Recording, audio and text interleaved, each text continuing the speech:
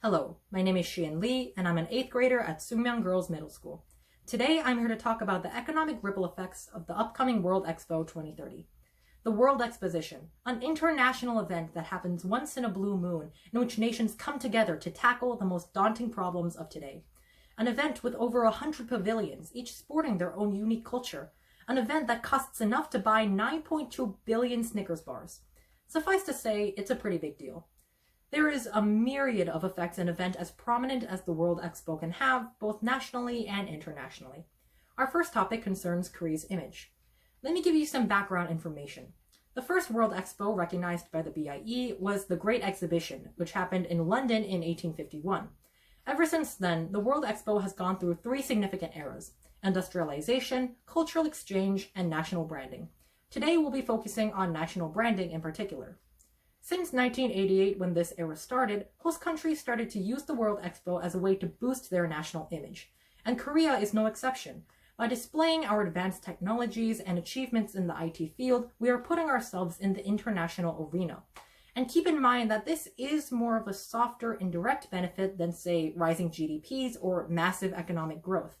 It's more tied to international relations and opportunities that could open up for Korea in the future. Now let's focus on Korea's economy itself. There's no doubt that hosting an event as large as the World Expo is, simply put, expensive. I mean, just look at Busan's plans for the size of its exhibition venue. 2.6 million square meters? That's enough to fit 100 timeshare baseball stadiums. It certainly won't be easy, but the pains may well be worth the gains. This expo is expected to receive visitors in the 30 millions, with an estimated revenue of 5.6 trillion won, and up to 500,000 new jobs are expected to be created. Granted, these are lofty predictions, but the point is that hosting the expo will stimulate the economy either way. The investments in Busan's infrastructure, which include roads, bridges, and electricity, will contribute to its physical redevelopment as well. As you can see, all of these factors will aid in boosting Busan's local economy and communities. And let's not forget the industries that will benefit from this 6-month-long expo period.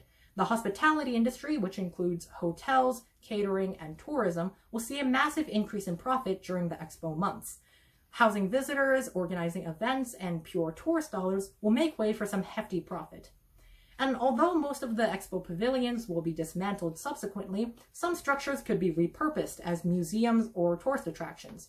Historical instances of this include the Seattle Space Needle and Monorail, the Brussels Atomium, and more recently, the China Art Museum, left over from Shanghai in 2010. Korea could also leave behind a token in honor of the event for future tourists. The final economic benefit concerns the networking opportunities for businesses and corporations. It's not often that the World Expo is hosted. They happen just once every 5 years, after all. But when they do happen, it's the perfect opportunity to meet people across the globe and expand your business. Professionals from all kinds of fields will attend, not to mention investors and entrepreneurs. Korean companies will be able to use this chance to expand their brand presence and maybe even conduct foreign deals and investments. To sum it up, World Expo 2030 will not only change Busan as a city, but Korea as a country, and will provide immense opportunities for corporations, industries, and citizens alike.